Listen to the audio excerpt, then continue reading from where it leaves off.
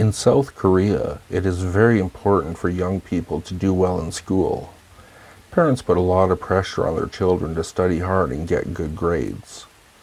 Students often have to hire tutors after school, and some even return to the school at night to do extra work. This has actually become a big problem in Korea because many students stay up so late at night studying that they fall asleep the next day in class. In recent years, students have actually been banned from studying after 10 p.m. in some areas. One night, a Korean girl named Sun-hee was at school. It was quite late and she was studying in the library with a group of other students from her class.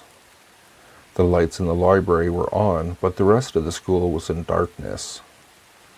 After a while, Sun-hee needed to go to the bathroom, so she took a break from her studies, telling her friends that she would be back in a moment. The girl walked out of the library and down the darkened hallway to the school washroom. In the library, when a few minutes had passed, the other boys and girls began to notice a faint tapping noise.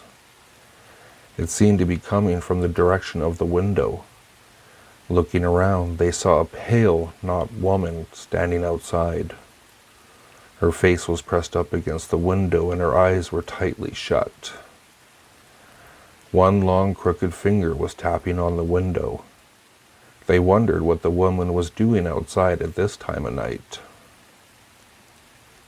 A moment later, the woman opened her eyes and the students gasped in horror.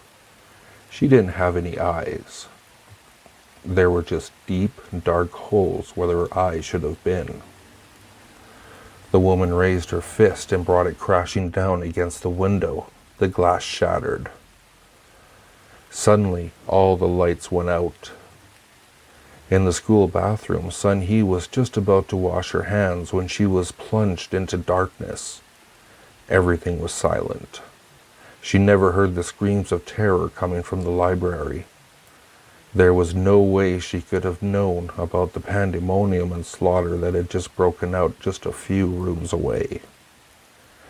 She continued washing her hands in the dark, blissfully unaware of the horrific cries that echoed down the hallway. Just as abruptly as they had begun, the yells and screams stopped, and the school was deathly silent once again. Sun-hee opened the bathroom door and strolled back down the hallway. When she went into the library, she stopped in her tracks. The dead bodies of the other students were strewn about the library. Some of the corpses were sprawled on the floor, while others were draped across desks and filing cabinets. She started shaking with fear. Her mind raced as she tried to understand what had happened. It was a massacre. Just then she heard footsteps echoing down the hallway. Sun-hee was a clever girl, and thinking fast, she threw herself on the floor next to the dead bodies of her friends and lay motionless. She listened as something quietly crept into the library. Sun-hee kept her eyes closed and pretended to be dead.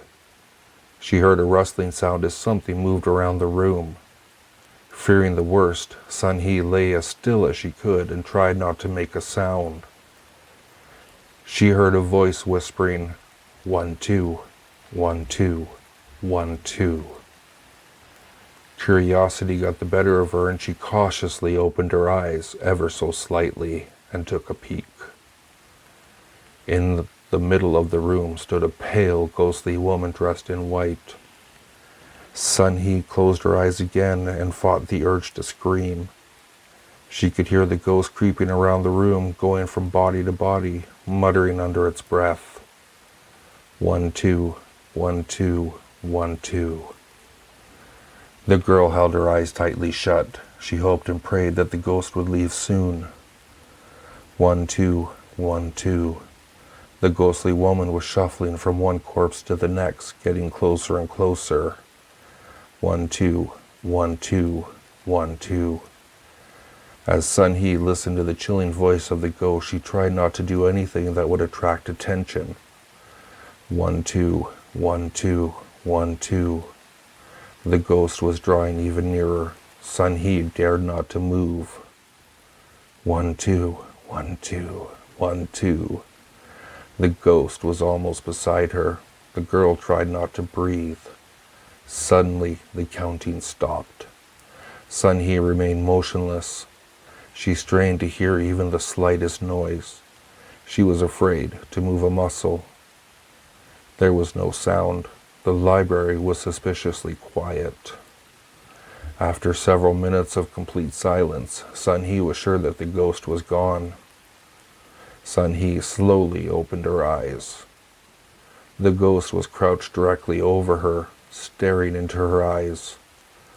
One pale, bony finger was pointing straight at Sun He's terrified face. 1, 2, said the ghost as it plucked out her eyeballs.